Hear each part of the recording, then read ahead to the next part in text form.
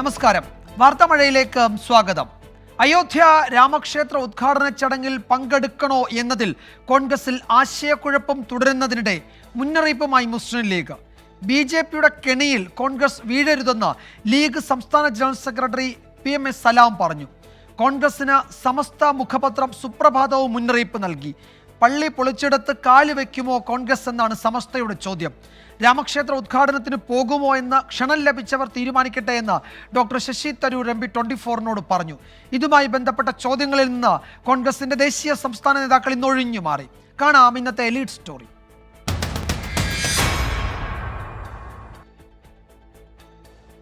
അയോധ്യയിൽ അടുത്ത മാസം 22-ന് നടക്കുന്ന രാമക്ഷേത്ര ഉദ്ഘാടന ചടങ്ങിന്റെ ക്ഷണക്കത്ത് കോൺഗ്രസിനെ വെട്ടിലാക്കി.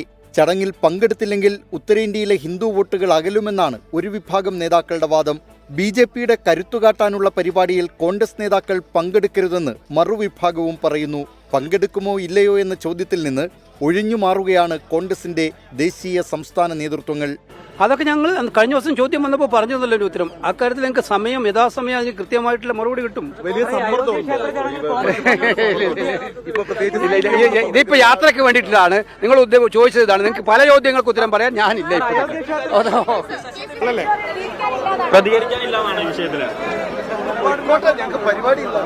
ഈ സുപ്രഭാതത്തിന്റെ മുഖപ്രസംഗം കണ്ടിട്ടുണ്ടായിരുന്നു വീടി.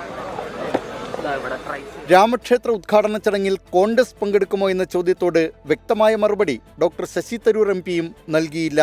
ക്ഷണിച്ചവർക്കല്ലേ പോകാൻ സാധിക്കുള്ളത്. ബൈ ഇൻവിറ്റേഷൻ ഓൺലി ആയ ഒരു ചടങ്ങാണ്. ഞങ്ങളുടെ 3-4 നേതാക്കളെ ക്ഷണിച്ചിട്ടുള്ളൂ. ഈ പാർട്ടി എടുത്ത തീരുമാനം ഇതുവരെ അവർ പ്രഖ്യാപിച്ചിട്ടില്ല. ഒന്ന് കുറച്ചും കൂടി കാത്തിരിക്കേണ്ടി വരും. ഉദ്ഘാടന ചടങ്ങിൽ കോൺഗ്രസ് പങ്കെടുക്കരുതെന്ന നിലപാടാണ് മുസ്ലിം ലീഗ് നേതാക്കൾക്ക്. അല്ല, അതേ സമയത്ത് ഞങ്ങൾ പഠിച്ചിട്ടില്ല, ഞങ്ങൾക്ക് ഇതിന് ക്ഷണവുമില്ല, ഞങ്ങൾ ക്ഷണിക്കപ്പെട്ടവരുമല്ല. ഞങ്ങൾ ആ കാര്യത്തിൽ വ്യക്തമായ നിലപാട് ഞങ്ങൾക്ക് നേരത്തെ മുതലുള്ളതാണ്. ആ നിലപാടിൽ ഞങ്ങൾ നിൽക്കുന്നു. അല്ല, കോൺഗ്രസുമായി നമ്മൾ സഹകരിക്കുന്നത് ക്ഷേത്ര നിർമ്മാണത്തിനും പള്ളി നിർമ്മാണത്തിനും ഒന്നും അല്ലല്ലോ. കോൺഗ്രസിന്റെ കേരള നേതാക്കൾക്കും ഇതേ നിലപാടാണ്. അവർ ഇക്കാര്യം ഹൈക്കമാൻഡിനെ അറിയിച്ചിട്ടുണ്ട്.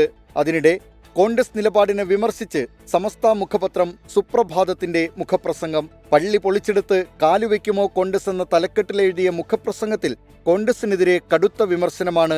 ചടങ്ങിൽ പങ്കെടുക്കില്ലെന്ന് പറഞ്ഞ സീതാറാം യെച്ചൂരിയുടെ ആർജവവും സ്ഥൈര്യവും സോണിയാഗാന്ധിയിൽ നിന്ന് പ്രതീക്ഷിക്കുന്നതായി മുഖപ്രസംഗത്തിലുണ്ട്. Political desk 24. ഇന്നത്തെ മറ്റു ചില പ്രധാന വാർത്തകളിലേക്ക്. മകളെ കൊന്ന പിതാവിന് ജീവപര്യന്തം.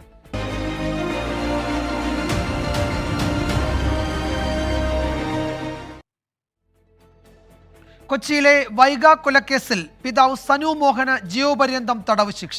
വിവിധ വകുപ്പുകളിലായി 28 വർഷം തടവും 1,70,000 രൂപ പിഴയും അടയ്ക്കണം. എറണാകുളത്തെ പ്രത്യേക കോടതിയുടേതാണ് വിധി. സ്ത്രീകൾക്കും കുട്ടികൾക്കുമെതിരായ അതിക്രമക്കേസുകൾ പരിഗണിക്കുന്ന എറണാകുളം പ്രത്യേക കോടതിയാണ് ശിക്ഷ വിധിച്ചത്. കൊലക്കുറ്റത്തിന് ജീവപര്യന്തവും 1,00,000 രൂപ പിഴയുമാണ് ശിക്ഷ.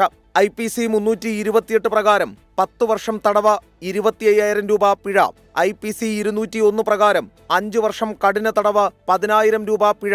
ജുവൈനൽ ജസ്റ്റിസ് ആക്ട് 75 പ്രകാരം 10 വർഷം തടവ്, 25,000 രൂപ പിഴ. ജുവൈനൽ ജസ്റ്റിസ് ആക്ട് 77 പ്രകാരം 3 വർഷം തടവും 10,000 രൂപ പിഴയും വിധിച്ചിട്ടുണ്ട്. ആകെയുള്ള 28 വർഷം തടവ് ശിക്ഷയിൽ ഏറ്റവും കൂടിയ 10 വർഷം ആദ്യം അനുഭവിക്കണം. ഇതിന് ശേഷമാണ് ജീവപര്യന്തം ശിക്ഷ തുടങ്ങുക. വധശിക്ഷ നൽകണമെന്ന പ്രോസിക്യൂഷൻ വാദം തള്ളിക്കൊണ്ടാണ് കോടതിയുടെ ഉത്തരവ്. വിധിയിൽ സന്തോഷമെന്ന് പബ്ലിക് പ്രോസിക്യൂട്ടറും അന്വേഷണ സംഘത്തലവനും പ്രതികരിച്ചു. പ്രതീക്ഷിച്ച വിധി തന്നെയാണ്. അന്വേഷണ സംഘം കോടതി മുമ്പാകെ ഹാജരാക്കിയിട്ടുള്ള കുറ്റപത്ര പ്രകാരമുള്ള എല്ലാ വകുപ്പുകളിലും ശിക്ഷ നൽകിയിട്ടുണ്ട് കോടതി. അത് സാഹചര്യ തെളിവുകളാണ്. ആ തെളിവുകൾ എല്ലാം തന്നെ പൂർണ്ണമായും കോടതി മുമ്പാകെ ഞങ്ങൾക്ക് ഹാജരാക്കാൻ പറ്റിയിട്ടുണ്ട്. വിധിയിൽ സന്തോഷമുണ്ട്. ഐവിറ്റ്നസ് ഒന്നും ഇല്ലാത്ത കേസായിരുന്നു. വളരെ ശാസ്ത്രീയമായ രീതിയിലും സാഹചര്യ തെളിവുകളും കൂടി ചാർജ് ഷീറ്റ് സബ്മിറ്റ് ചെയ്യാൻ കഴിഞ്ഞത്. പറഞ്ഞ മുഴുവൻ കുറ്റങ്ങളും കോടതിയിൽ പ്രൂവ് ചെയ്യാൻ കഴിഞ്ഞു. അത് നമ്മളെ ചാർജിൻ്റെയും അതേപോലെ പ്രോസിക്യൂഷൻ്റെ ഭാഗത്തു നിന്ന് നല്ല രീതിയിൽ കോടതിയിൽ അവതരിപ്പിക്കാൻ കഴിഞ്ഞു. അത് വിജയിച്ചതിൽ സന്തോഷമുണ്ട്. അതേസമയം പ്രതിക്കെതിരെ ചുമത്തിയ മുഴുവൻ കുറ്റങ്ങളും തെളിയിക്കാൻ പ്രോസിക്യൂഷന് സാധിച്ചതായി കോടതി ചൂണ്ടിക്കാട്ടി. കൊലപാതകം, തട്ടിക്കൊണ്ടുപോകൽ, തടഞ്ഞുവെക്കൽ, ലഹരിക്കടിമയാക്കൽ, ബാലനീതി വകുപ്പ് പ്രകാരമുള്ള കുറ്റങ്ങൾ തുടങ്ങിയവയാണ് പ്രതിക്കെതിരെ ചുമത്തിയിരുന്നത്. എസ് ശ്രീകാന്ത്, 24, കൊച്ചി. ഇപ്പോൾ വരുന്ന മറ്റൊരു പ്രധാന റിപ്പോർട്ടിലേക്ക്. നവകേരള സദസ്സിൽ റവന്യൂ വകുപ്പുമായി ബന്ധപ്പെട്ട് ലഭിച്ച അപേക്ഷകൾ തീർപ്പാക്കാൻ നിയോജക മണ്ഡല അടിസ്ഥാനത്തിൽ നോഡൽ ഓഫീസർമാരെ നിയമിക്കും. 1,15,000 അപേക്ഷകളാണ് റവന്യൂ വകുപ്പുമായി ബന്ധപ്പെട്ട് മാത്രം ലഭിച്ചത്.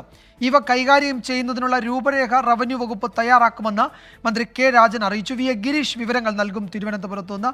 ഗിരീഷ്, ഈ പരാതികളിൽ എന്ത് നടപടി ഉണ്ടാകും എന്ന ചോദ്യം പല കേന്ദ്രങ്ങളിൽ നിന്ന് ഉയരുമ്പോഴാണ് റവന്യൂ വകുപ്പ് അത് പരിഹരിക്കുന്നതിന്, അത് പരിശോധിക്കുന്നതിന് ചില നടപടികൾ പ്രഖ്യാപിച്ചിരിക്കുന്നത്. എന്താണ് വിശദാംശങ്ങൾ? വിജയകുമാർ, നവകേരള സദസ്സുമായി ബന്ധപ്പെട്ട ഏതാണ്ട് 6 ലക്ഷത്തിലധികം അപേക്ഷകളാണ് സർക്കാരിന് ലഭിച്ചത്. ഇതിൽ ഏതാണ്ട് 1 ലക്ഷത്തിലധികം അപേക്ഷകൾ റവന്യൂ വകുപ്പുമായി ബന്ധപ്പെട്ടതാണ്. ഈ അപേക്ഷകളുമായി ബന്ധപ്പെട്ട യുദ്ധകാല അടിസ്ഥാനത്തിൽ തീർപ്പാക്കുന്നതിനാണ് ഓരോ നിയോജക മണ്ഡല അടിസ്ഥാനത്തിൽ നോഡൽ ഓഫീസർമാരെ നിയമിക്കാൻ ഇപ്പോൾ തീരുമാനിച്ചിരിക്കുന്നത്.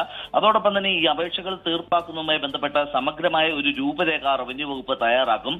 നാളെ ചേരുന്ന റവന്യൂ സെക്രട്ടേറിയറ്റ് യോഗത്തിൽ ലാൻഡ് റവന്യൂ കമ്മീഷണർ ഇതിന്റെ രൂപരേഖ അവതരിപ്പിക്കും. ഇതിനുശേഷം ഈ യോഗത്തിന്റെ അംഗീകാരത്തോടു കൂടിയായിരിക്കും ഈ പരാതികൾ തീർപ്പാക്കുന്നതുമായി ബന്ധപ്പെട്ട നടപടികളിലേക്ക് റവന്യൂ വകുപ്പ് കടക്കുക. ഏതായാലും മുഖ്യമന്ത്രിയുടെ ദുരിതാശ്വാസ നിധിയുമായി ബന്ധപ്പെട്ടാണ് ഏറ്റവും കൂടുതൽ അപേക്ഷകൾ വന്നിട്ടുള്ളത്.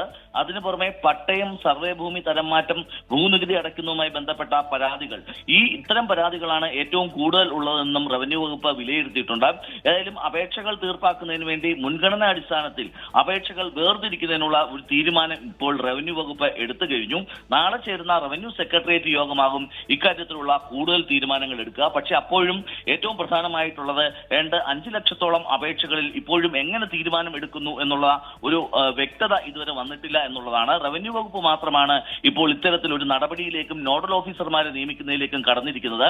മറ്റു വകുപ്പുകളുടെ കാര്യത്തിലുള്ള തീരുമാനം ഇതുവരെ വ്യക്തമല്ല. വിജയകുമാർ, 1,15,000 അപേക്ഷകളാണ് റവന്യൂ വകുപ്പുമായി മാത്രം ബന്ധപ്പെട്ട് ലഭിച്ചത്. ഇവ കൈകാര്യം ചെയ്യുന്നതിന് രൂപരേഖ തയ്യാറാക്കും. അതാണ് ഇപ്പോൾ റവന്യൂ മന്ത്രി അറിയിച്ചിരിക്കുന്നത്. വി എ ഗിരീഷാണ് വിവരങ്ങൾ നൽകിയത്.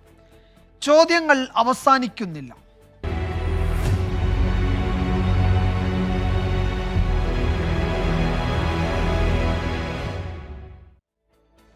നവകേരള യാത്രയ്ക്കിടയിലെ ഷൂവേറു പ്രതിഷേധം റിപ്പോർട്ട് ചെയ്ത 24 റിപ്പോർട്ടർ വിനീത വിജിക്കെതിരെ കേസെടുത്തതിൽ പ്രതിഷേധം ശക്തമാവുകയാണ്. കേസിനെ ന്യായീകരിച്ച വനിതാ കമ്മീഷൻ അധ്യക്ഷയുടെ നിലപാടിനെതിരെയും വിമർശനം ഉയരുന്നുണ്ട്. CDR പുറത്തു വന്നതോടെ പോലീസും കുരുക്കിലായി. വിനീത വിജിക്കെതിരായ കേസിൽ വിവിധ കോണുകളിൽ നിന്ന് പ്രതിഷേധം ശക്തമാവുകയാണ്. കേസ് നീതിക്ക് നിരക്കാത്തതെന്ന് വനിതാ ലീഗ് ദേശീയ ജനറൽ സെക്രട്ടറി നൂർബിന റഷീദ് 24നോട് പറഞ്ഞു. CDR പുറത്തുവിട്ടത് ഗുരുതര കുറ്റകൃത്യമെന്നും നൂർബിന റഷീദ്. മുഖ്യമന്ത്രിയുടെ കൈകളിലുള്ള പാവകളായി മാറിക്കൊണ്ടിരിക്കുകയാണിത് പോലീസും പോലീസ് സംവിധാനങ്ങളും. അപ്പോൾ തീർത്തും അത്തരം കാര്യങ്ങളൊന്നും പോലീസൊന്നും ഒരിക്കലും പുറത്തു വിടാൻ പാടില്ല. അതൊക്കെ ഒരു വ്യക്തിയുടെ സ്വാതന്ത്ര്യങ്ങളാണ്. അപ്പോൾ തീർത്തും തെറ്റായ നടപടികളാണ്. നിയമത്തിന്റെ മുന്നിൽ അതും കുറ്റകൃത്യമാണ്. പോലീസ് നടപടി ഫാസിസമെന്ന് സമസ്ത നേതാവ് അബ്ദു സമദ് പൂക്കോട്ടൂർ പറഞ്ഞു. വിമർശനങ്ങളെ അടിച്ചമർത്തുന്ന ശൈലി അംഗീകരിക്കാൻ കഴിയില്ലെന്നും അബ്ദു സമദ് പൂക്കോട്ടൂർ. വിമർശനങ്ങൾ അവഗണിക്കുക അല്ലെങ്കിൽ വിമർശനങ്ങളെ തിരുത്തുക മുതലായ കാര്യങ്ങളല്ലാതെ അതിനെ പാടെ അവഗണിക്കുന്നതിന് പകരം അടിച്ചമർത്തുന്ന ഒരു ശൈലി സ്വീകരിക്കുന്ന ഒരിക്കലും അംഗീകരിക്കാൻ കഴിയില്ല. അതേസമയം CDR CPIM നേതാക്കൾ സോഷ്യൽ മീഡിയ വഴി പ്രചരിപ്പിച്ചതോടെ പോലീസും കുരുക്കിലായി. വിവിധ ബ്യൂറോകൾക്കൊപ്പം 24 കൊച്ചി. അതേസമയം മാധ്യമപ്രവർത്തകർക്കെതിരെ പോലീസ് നടപടി തുടരുകയാണ്. DGPയുടെ ഔദ്യോഗിക വസതിയിൽ മഹിളാ മോർച്ച നടത്തിയ പ്രതിഷേധം റിപ്പോർട്ട് ചെയ്ത 3 മാധ്യമപ്രവർത്തകർക്ക് പോലീസ് നോട്ടീസ് അയച്ചു. Janam TV reporter Reshmi Karthika, cameraman Nidhin AB, Janmabhumi photographer Anil Gopi എന്നിവർക്കാണ് മ്യൂസിയം പോലീസ് നോട്ടീസ് നൽകിയത്.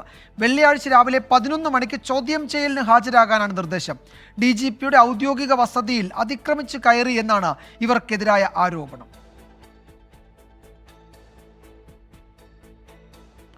മറ്റു റിപ്പോർട്ടുകളിലേക്ക്. ഭാരത് ജോഡോ 2ാം ഘട്ടം.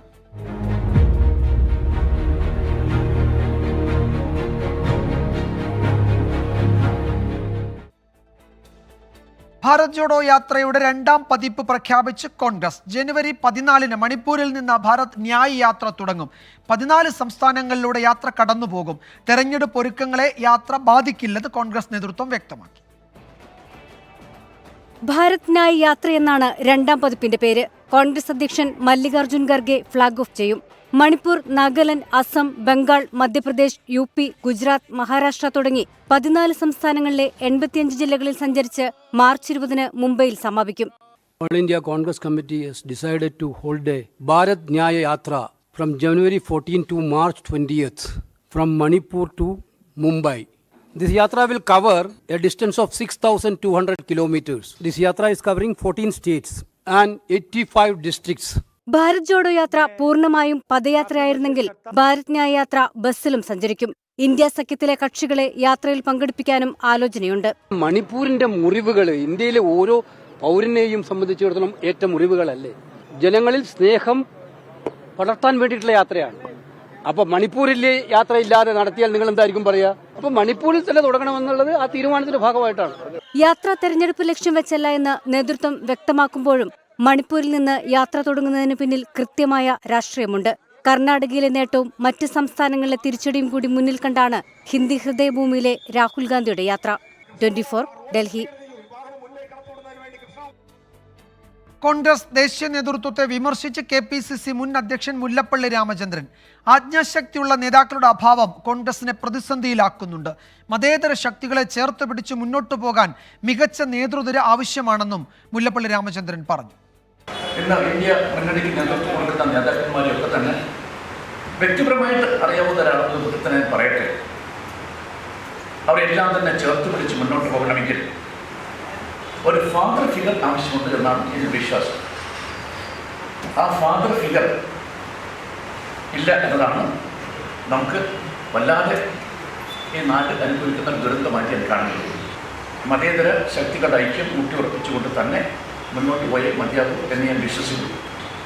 ഒരു കമാൻഡിങ് പേഴ്സണാലിറ്റി വേണം, എല്ലാവരെയും കമാൻഡ് ചെയ്തുകൊണ്ട്, എന്നാൽ സ്നേഹത്തോടു കൂടി തന്നെ എല്ലാവരെയും ചേർത്ത് കൊടുക്കുന്നുണ്ട്. ഈ വെല്ലുവിളി അവരെ ബോധ്യപ്പെടുത്തിക്കൊണ്ട് പോയാൽ മാത്രമേ നമുക്ക് ഈ ഫാസിസ്റ്റ് തുരത്തി ഈ നാട്ടിൽ നിന്ന് ഓടിക്കാൻ സാധിക്കുമെന്ന സത്യം നമ്മൾ ഉറക്കേണ്ടതായിരുന്നു. പ്രിയങ്ക ഗാന്ധിയുടെ ഭർത്താവ് റോബർട്ട് വാദ്രയ്ക്കെതിരെ ED ആയുധ ഇടപാടുകാരൻ സഞ്ജയ് ഭണ്ഡാരിക്ക് വേണ്ടി പ്രവർത്തിച്ചെന്ന് കാട്ടി കുറ്റപത്രം സമർപ്പിച്ചു. വാദ്രയും കേസിലെ കൂട്ടുപ്രതിയും തമ്മിൽ സാമ്പത്തിക ഇടപാടുകൾ നടത്തിയെന്ന് പ്രത്യേക കോടതിയെ അന്വേഷണ സംഘം അറിയിച്ചു. സഞ്ജീവ് ഭണ്ഡാരിക്കെതിരായ കള്ളപ്പണം വെളുപ്പിക്കൽ കേസിലാണ് റോബർട്ട് വാദ്രയ്ക്കെതിരായ EDയുടെ കണ്ടെത്തൽ. ആയുധ ഇടപാടുകാരൻ സഞ്ജയ് ഭണ്ഡാരിക്ക് വേണ്ടി പ്രവർത്തിച്ച CC തമ്പിയുടെ അടുത്ത അനുയായിയാണ് റോബർട്ട് വാദ്ര എന്നാണ് കുറ്റപത്രം. ഇതുവഴി ലഭിച്ച വരുമാനം കൊണ്ട് ലണ്ടനിലെ ഒരു വീട് റോബർട്ട് വാദ്ര നവീകരിച്ചെന്നും ED കോടതിയെ അറിയിച്ചു. കേസിലെ മറ്റൊരു കൂട്ടുപ്രതി സുമിത് ചദ്ദയാണ് ഇതിനുവേണ്ട സഹായങ്ങൾ നൽകിയതെന്നാണ് EDയുടെ കണ്ടെത്തൽ. വാദ്രയും CC തമ്പിയും ഫരീദാബാദിൽ വസ്തു വാങ്ങിയതായും ഇവർ പരസ്പരം സാമ്പത്തിക ഇടപാടുകൾ നടത്തിയതായും ED കണ്ടെത്തി. കള്ളപ്പണം വെളുപ്പിക്കൽ, നികുതി വെട്ടിപ്പ് എന്നീ കുറ്റങ്ങൾ ചുമത്തിയാണ് EDയും CBIയും അന്വേഷണം നടത്തുന്നത്. 24 ഡൽഹി. വാർത്താമഴയിലേക്ക് വീണ്ടും സ്വാഗതം.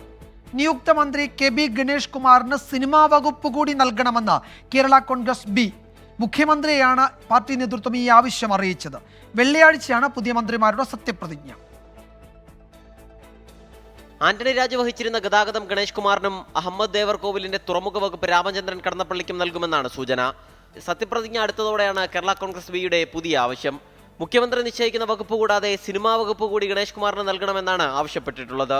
നിലവിലുള്ള മന്ത്രിമാരുടെ വകുപ്പ് മാറ്റം ആലോചനയിലില്ലെന്നാണ് നേതൃത്വം നൽകുന്ന സൂചന. ഗണേഷ് കുമാറിന്റെ പുതിയ ആവശ്യത്തിൽ മുഖ്യമന്ത്രിയാണ് അന്തിമ തീരുമാനമെടുക്കുക.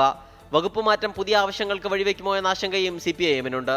ഔദ്യോഗിക വസതി വേണ്ടെന്നും സ്റ്റാഫുകളുടെ എണ്ണം കുറയ്ക്കാൻ തയ്യാറാണെന്നും ഗണേഷ് കുമാർ മുഖ്യമന്ത്രിയെ അറിയിച്ചു. 24 തിരുവനന്തപുരം. BJPയുമായി അടുക്കുന്ന ദേശീയ നേതൃത്വവുമായി ബന്ധം വിച്ഛേദിച്ച് JDS കേരള ഘടകം. HD ദേവഗൌഡ ദേശീയ പ്രസിഡന്റായ പാർട്ടിയുമായി ബന്ധമില്ലെന്ന് JDS സംസ്ഥാന നേതൃത്വം വ്യക്തമാക്കി. CK നാണുവിന്റെ ബദൽ നീക്കങ്ങളോടും സഹകരിക്കില്ല. JDSനെ വീണ്ടും RJDയിലേക്ക് ക്ഷണിച്ച് MV ശ്രേയാംസ് കുമാർ രംഗത്തെത്തി. JDS സംസ്ഥാന അധ്യക്ഷൻ മാത്യു ടി തോമസിന്റെ അധ്യക്ഷതയിൽ ചേർന്ന സംസ്ഥാന ഭാരവാഹി യോഗമാണ് സുപ്രധാന തീരുമാനമെടുത്തത്. JDS കേരള ഘടകം സ്വന്തം അസ്തിത്വത്തിൽ പ്രവർത്തിക്കുമെന്നാണ് നിലപാട്. ദേശീയ നേതൃത്വം ഓരോ ദിവസവും BJPയോട് കൂടുതൽ അടുക്കുകയാണ്.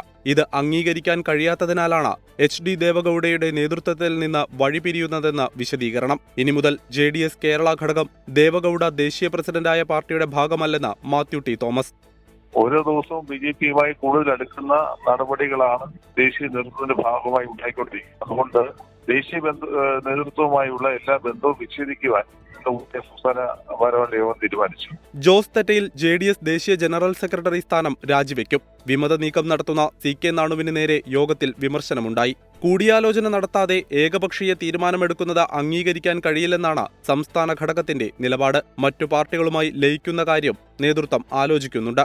JDSനെ സ്വാഗതം ചെയ്യുന്നുവെന്ന് RJD സംസ്ഥാന അധ്യക്ഷൻ MB ശ്രേയാംസ് കുമാർ. അവരിപ്പം ഇടതുപക്ഷ മുന്നണിയിലെ മറ്റുള്ള കക്ഷികളുമായി ചർച്ച ചെയ്യാൻ തയ്യാറാണെന്ന് പറഞ്ഞ വളരെ സ്വാഗതാർഹമാണ്. ഞാൻ സ്വാഗതം ചെയ്യുന്നു. ഇവിടെ യോജിക്കുന്നതിൽ കുഴപ്പമില്ല. പക്ഷേ JDS ആയിട്ട് യോജിക്കാൻ സാധിക്കില്ല. എൻ്റെ അഭിപ്രായത്തിൽ സോഷ്യലിസ്റ്റ് ചേരികളെ ശക്തിപ്പെടുത്താൻ വേണ്ടി നമ്മൾ ഒരുമിക്കണമെന്നാണ് എൻ്റെ വ്യക്തമായ അഭിപ്രായം. ദേശീയ നേതൃത്വവുമായി ബന്ധമുപേക്ഷിക്കുമെന്ന് പറയുന്ന കേരളത്തിലെ JDS നേതാക്കൾ ദേശീയ സമിതിയിലെ പദവികൾ രാജിവെച്ചിട്ടില്ലെന്ന വിമർശനവും MB ശ്രേയാംസ് കുമാർ ഉന്നയിച്ചു. കോഴിക്കോട് ബ്യൂറോയ്ക്കൊപ്പം 24 തിരുവനന്തപുരം. CPI സംസ്ഥാന സെക്രട്ടറിയായി ബിനോയ് വിശ്വം തുടരും. ഇന്ന് ചേർന്ന സംസ്ഥാന എക്സിക്യൂട്ടീവിൽ മറ്റു പേരുകൾ ഉയർന്നു വന്നില്ല. നാളത്തെ സംസ്ഥാന കൗൺസിലിൽ ബിനോയ് വിശ്വത്തിന്റെ പേര് എക്സിക്യൂട്ടീവ് നിർദ്ദേശിക്കും. അനധികൃത സ്വത്ത് സമ്പാദന ആരോപണത്തിൽ പത്തനംതിട്ട ജില്ലാ സെക്രട്ടറിയായിരുന്ന AP ജയനെതിരെ നടപടി നടപ്പാക്കാനും എക്സിക്യൂട്ടീവ് തീരുമാനിച്ചു. കാനം രാജേന്ദ്രന്റെ വിയോഗത്തിന് പിന്നാലെ സംസ്ഥാന സെക്രട്ടറിയായി ബിനോയ് വിശ്വത്തെ നിയമിച്ചതിൽ KE ഇസ്മായിൽ ഉൾപ്പെടെയുള്ളവർ വിമർശനം ഉന്നയിച്ചിരുന്നു. എന്നാൽ സംസ്ഥാന എക്സിക്യൂട്ടീവിൽ മറ്റു പേരുകളൊന്നും നിർദ്ദേശിക്കപ്പെട്ടില്ല. നാളത്തെ സംസ്ഥാന കൗൺസിലിൽ പുതിയ സെക്രട്ടറിയായി ബിനോയ് വിശ്വത്തെ തെരഞ്ഞെടുക്കും. CPI പത്തനംതിട്ട ജില്ലാ സെക്രട്ടറി AP ജയനെതിരായ നടപടി നടപ്പാക്കാനും തീരുമാനിച്ചിട്ടുണ്ട്. അനധികൃത സ്വത്ത് സമ്പാദന പരാതിക്ക് പിന്നാലെ AP ജയനെ പ്രാഥമിക അംഗത്വത്തിലേക്ക് തരം താഴ്ത്തിയിരുന്നു. CPI പത്തനംതിട്ട ജില്ലാ സെക്രട്ടറി ചുമതലയിൽ നിന്ന് മുല്ലക്കര രത്നാകരനും ഒഴിഞ്ഞു. വിഭാഗീയത രൂക്ഷമായ സാഹചര്യത്തിൽ ചുമതല ഏറ്റെടുക്കാൻ മുല്ലക്കര വിമുഖത പ്രകടിപ്പിക്കുകയായിരുന്നു. എക്സിക്യൂട്ടീവ് അംഗം CK ശശിധരന് പകരം ചുമതല നൽകി. 24 തിരുവനന്തപുരം. ദുരൂഹത മാറാത്ത സ്ഫോടന ശബ്ദം.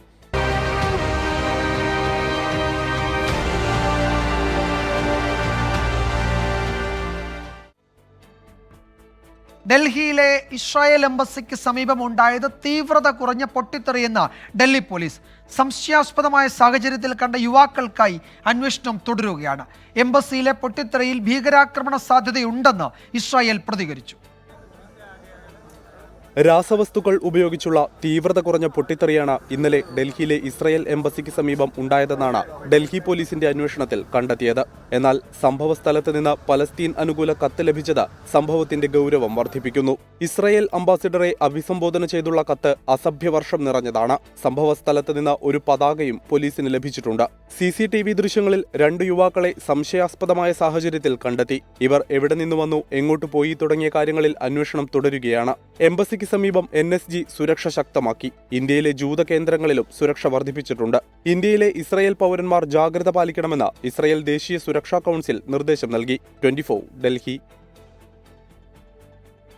കേന്ദ്ര പ്രതിരോധ മന്ത്രി രാജ്നാഥ് സിംഗ് ജമ്മു കാശ്മീരിൽ ഭീകരാക്രമണം നടന്ന പൂഞ്ച് രജൌരി മേഖലകൾ അദ്ദേഹം സന്ദർശിക്കും. സേനാ ഉന്നത ഉദ്യോഗസ്ഥരുമായി സുരക്ഷാ അവലോകന യോഗവും പ്രതിരോധ മന്ത്രി ചേർന്നു. ഭീകരപ്രവർത്തനങ്ങൾക്ക് തിരിച്ചടി നൽകുമെന്ന് രാജ്നാഥ് സിംഗ് പറഞ്ഞു. തുടർച്ചയായ ഭീകരാക്രമണ പശ്ചാത്തലത്തിലാണ് കേന്ദ്രമന്ത്രിയുടെ സന്ദർശനം. പൂഞ്ചിലും ബാരാമുള്ളയിലുമുണ്ടായ ഭീകരാക്രമണങ്ങൾ അതീവ ഗൗരവത്തോടെയാണ് പ്രതിരോധ മന്ത്രാലയം കാണുന്നത്. സൈനിക മേധാവി മനോജ് പാണ്ഡെയുടെ സന്ദർശനത്തിന് പിന്നാലെയാണ് സാഹചര്യം നേരിട്ട് വിലയിരുത്താൻ പ്രതിരോധ മന്ത്രിയും ജമ്മുകാശ്മീരിലെത്തിയത്. ജമ്മുവിലെ ഉന്നത സൈനിക ഉദ്യോഗസ്ഥരുമായി പ്രതിരോധ മന്ത്രി സുരക്ഷാ സാഹചര്യം വിലയിരുത്തി. ഭീകരതയ്ക്ക് കൃത്യമായ മറുപടി നൽകുമെന്ന് പ്രതിരോധ മന്ത്രി വ്യക്തമാക്കി. इस प्रकार की घटनाओं को रोकने में सिक्योरिटी और इंटेलिजेंस एजेंसी दोनों ही महत्वपूर्ण भूमिका निभाते हैं और लगातार उनके द्वारा भी यह प्रयत्न जारी है यह उनकी यह भूमिका और भविष्य में ज्यादा इफेक्टिव हो. ഭീകരാക്രമണം നടന്ന പൂഞ്ച് രജൌരി മേഖലയിൽ പ്രതിരോധ മന്ത്രി നേരിട്ടെത്തി സാഹചര്യം വിലയിരുത്തും. പ്രതിരോധ മന്ത്രിയുടെ ജമ്മു സന്ദർശനത്തിനിടെ ശ്രീനഗർ ബാരാമുള്ള ഹൈവേയിൽ നിന്ന് IED കണ്ടെത്തി. ലാവേപോറയ്ക്ക് സമീപം കണ്ടെത്തിയ IED ബോംബ് സ്ക്വാഡെത്തി നിർവീര്യമാക്കി. പോലീസും സൈന്യവും സംയുക്തമായി നടത്തിയ പരിശോധനയിലാണ് IED കണ്ടെത്തിയത്. 24 ഡൽഹി. കർണാടകയിലെ ബംഗളൂരുവിൽ ഇംഗ്ലീഷ് ബോർഡുകൾക്കെതിരെ പ്രതിഷേധം. കന്നഡ രക്ഷാവേദിയുടെ നേതൃത്വത്തിലാണ് സമരം. നിരവധി ഇംഗ്ലീഷ് ബോർഡുകൾ പ്രതിഷേധക്കാർ അടിച്ചു തകർത്തു. കന്നഡയിലുള്ള ബോർഡുകൾ സ്ഥാപിക്കണമെന്ന് കാട്ടി ബംഗളൂരു കോർപ്പറേഷൻ സ്ഥാപന ഉടമകൾക്ക് നേരത്തെ നോട്ടീസ് നൽകിയിരുന്നു.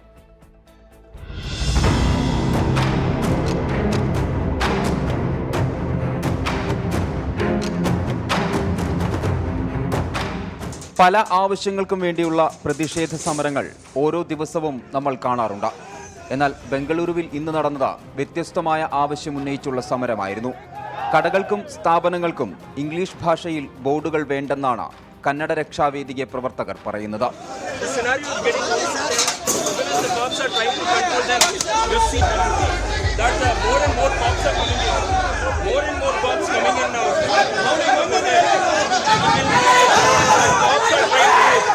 ദേവനഹള്ളിയിൽ പ്രകടനമായെത്തിയ പ്രവർത്തകർ കണ്ണിൽ കണ്ട ഇംഗ്ലീഷ് ബോർഡുകളെല്ലാം തല്ലിത്തകർത്തു. തകർക്കാൻ പറ്റാത്തവ കറുപ്പ് പെയിന്റടിച്ച് മായ്ച്ചു കളഞ്ഞു. നിരവധി സ്ഥാപനങ്ങളുടെ ബോർഡുകൾ ഈ രീതിയിൽ നശിപ്പിച്ചു. പ്രവർത്തകരെ പിന്നീട് പോലീസ് അറസ്റ്റ് ചെയ്ത് നീക്കി.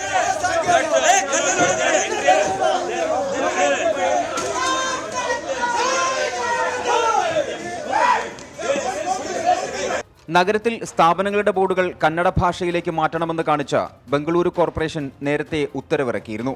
നാളെയാണ് ഉത്തരവിന്റെ കാലാവധി അവസാനിക്കുന്നത്. അതിനിടെയാണ് കന്നഡ രക്ഷാവേദിക സമരവുമായി രംഗത്തെത്തിയത്. ബോർഡുകളെല്ലാം കന്നഡയിൽ മാത്രം മതിയെന്ന ഉറച്ച തീരുമാനത്തിലാണ് കന്നഡ രക്ഷാവേദിക പ്രവർത്തകർ.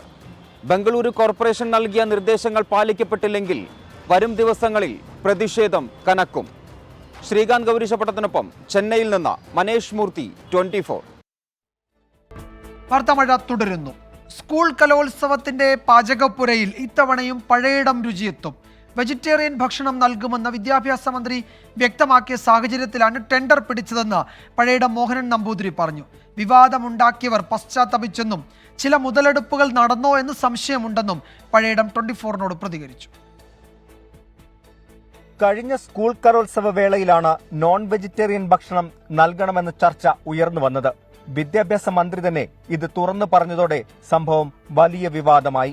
ഇതോടെയാണ് ഇനി കലോത്സവത്തിന് പാചകം ചെയ്യില്ലെന്ന നിലപാട് പഴയടം സ്വീകരിച്ചത്. ചില അനുനയ ശ്രമങ്ങൾ പിന്നീട് നടന്നുവെങ്കിലും പഴയടം തന്റെ തീരുമാനത്തിൽ ഉറച്ചു നിന്നു. എന്നാൽ ഈ വർഷത്തെ കലോത്സവത്തിൽ വെജിറ്റേറിയൻ ഭക്ഷണം മാത്രമേ വിളമ്പുകയുള്ളൂ എന്ന് വിദ്യാഭ്യാസ മന്ത്രിയും സർക്കാരും വ്യക്തമാക്കിയ സാഹചര്യത്തിലാണ് നിലപാട് മയപ്പെടുത്താൻ പഴയടവും തീരുമാനിച്ചത്. വിവാദമുണ്ടാക്കിയ ആൾ തന്നെ കഴിഞ്ഞ തിരുവോണത്തിന് നടന്ന് ഇവിടെ വരികയും അപ്പോൾ അദ്ദേഹത്തിന്റെ നിലപാടുകൾ പറയുകയും തെറ്റുപറ്റിയതായിട്ട് പറയുകയും അതിന് പശ്ചാത്തലം പ്രകടിപ്പിക്കുകയൊക്കെ ചെയ്യുകയുണ്ടായി. അപ്പോൾ പിന്നെ ആ ഒരു വിഷയം ഓൾറെഡി തീർന്നു കഴിഞ്ഞു. വിവാദമുണ്ടാക്കിയവർ തന്നെ തെറ്റ് ഏറ്റുപറഞ്ഞ് പശ്ചാത്തപിച്ചു. എന്നാൽ അന്നത്തെ സംഭവത്തിൽ ചില മുതലെടുപ്പുകൾ ഉണ്ടായിരുന്നോ എന്ന് സംശയമുണ്ടെന്നും പഴയടം പ്രതികരിച്ചു. ഭക്ഷണമാണ് എന്റെ രാഷ്ട്രീയം, പക്ഷെ ഭക്ഷണത്തിൽ രാഷ്ട്രീയമില്ല. കാരണം അതൊരു രാഷ്ട്രീയം അതിൻ്റെ അകത്ത് കാണേണ്ട കാര്യമല്ല. അതിൻ്റെ അകത്ത് പല ആൾക്കാർക്കും എന്തെങ്കിലും മുതലെടുപ്പുകൾ ഉണ്ടോ ഇല്ലോ എന്ന് എനിക്കറിയില്ല. ഞാൻ എന്തായാലും അതൊന്നും കാണുന്നില്ല. വിവാദങ്ങളോട് തീവ്രമായിട്ടല്ല പ്രതികരിച്ചത്. ഇനിയും അങ്ങനെ തന്നെയാകും. പക്വതയോടെയാണ് കാര്യങ്ങളെ കാണുന്നതെന്നും പഴയടം 24നോട് പറഞ്ഞു. Toby Johnson, 24, Kottayam. റിപ്പോർട്ടോടെ വാർത്താമഴ അവസാനിക്കുന്നു. നാളെ വീണ്ടും കാണാം. Good night.